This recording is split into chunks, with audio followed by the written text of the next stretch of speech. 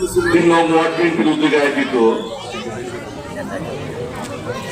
বাংলাদেশের আপনাদের ভোটে নির্বাচিত সাবেক 3 দিনবারের প্রধানমন্ত্রী বিএনপির চেয়ারপারসন দেশনেত্রী বেগম খালেদা জিয়া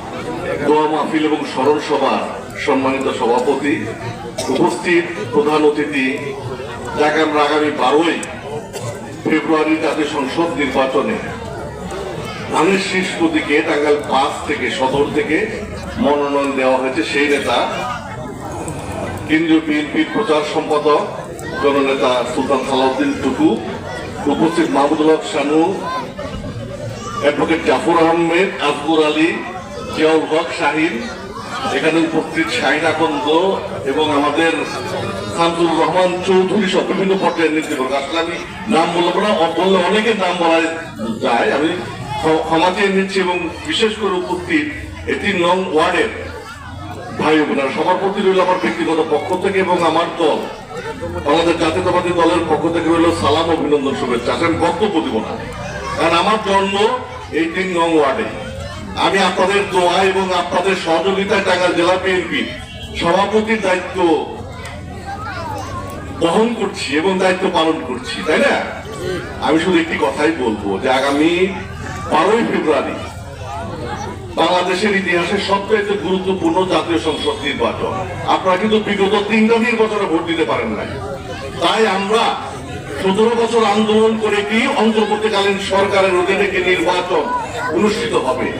ভাইয়ের আমার, যেহেতু আমরা কিন্তু 3 নং ওয়ার্ড অনেক সমস্যায় জর্জরিত, তাই না?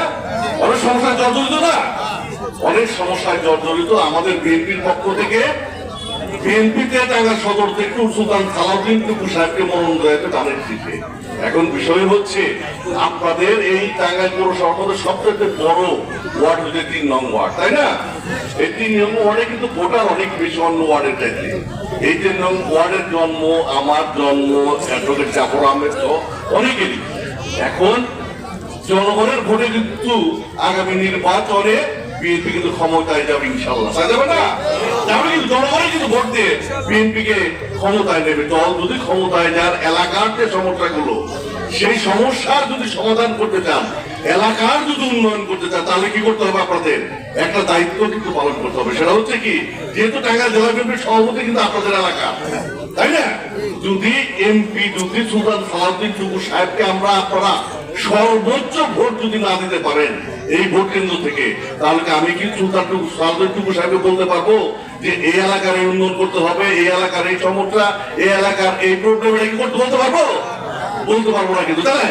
তাহলে আমি আপনাদের কাছে বিনয়ের সাথে বলবো, আপনাদের সন্তান হিসাবে, আপনাদের ভাতিজা হিসাবে, আপনার প্রতিনিধি হিসাবে একটি কথাই শুধু বলবো যে আগামী 12 তারিখের নির্বাচনে আপনারা সুলতান সালাউদ্দিন টুকু সাহেবকে সবাই ঐক্যবদ্ধ হয়ে ধানের শীষ প্রতীকে আপনারা রেকর্ডকৃত ভোট আপনারা এই কেন্দ্র থেকে দেবেন। আমি আপনাদেরকে কথা দিয়েছি, আপনাদের পাশে থাকবো, সাথে থাকবো। যে কোনো সমস্যায় আপনারা আমাদের কাছে বলবেন, আমার সেই সমস্যা সমাধান করে দেবেন ইনশাআল্লাহ। আমি আমার বক্তব্য দীর্ঘায়িত করবো না, আমার জন্য দোয়া করবেন। সকলকে ধন্যবাদ। আসসালামু আলাইকুম।